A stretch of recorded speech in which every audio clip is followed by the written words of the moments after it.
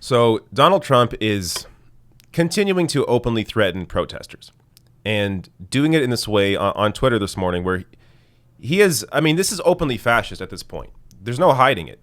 So let me show you the tweet here. And, you know, people often try and treat Trump's tweets as not important things to really focus on. But when it comes to something like this, where he's actually threatening, you know, real action, then you should focus on it. This isn't just, you know, him saying some wild stuff that has no real impact on people's lives. No, this is something worth focusing on. So Trump tweeted out here saying, any protesters, anarchists, agitators, looters, or lowlifes who are going to Oklahoma, please understand you will not be treated like you have been in New York, Seattle, or Minneapolis. It will be much different scene. So, excuse me. The idea here that going after peaceful protesters, that is openly fascist. That is, so the First Amendment protects free speech and, you know, the right to assemble. He is going after protesters here. There is no way around this. I mean, any conservative that pretends to care about free speech issues, you know who I'm talking about, the Ben Shapiro's, the Dave Rubins, if they actually cared, they would be out there criticizing this. But of course they're not.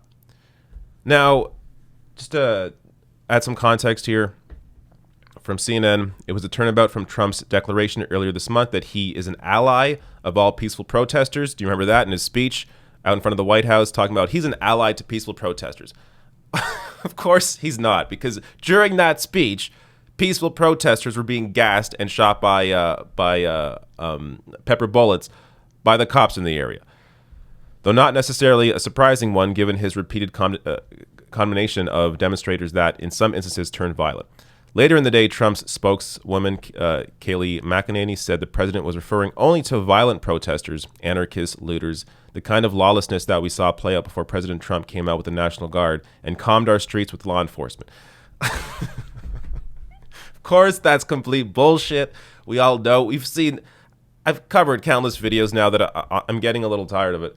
Of seeing new ones, because it's happening every single day. There's new videos of the cops instigating the violence, of them instigating and escalating the violence in the streets. It is not the protesters that are starting it. It is the police that are starting it.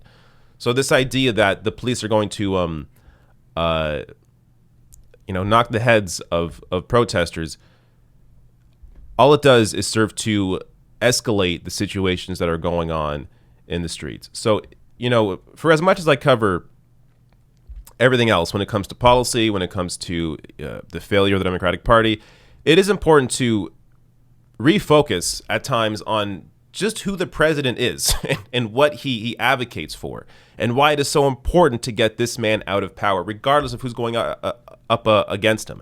It's not about, you know, the other candidate. It's really about getting Trump out and ending the era of Trump, because, you know, you can't deny there is a clear difference here.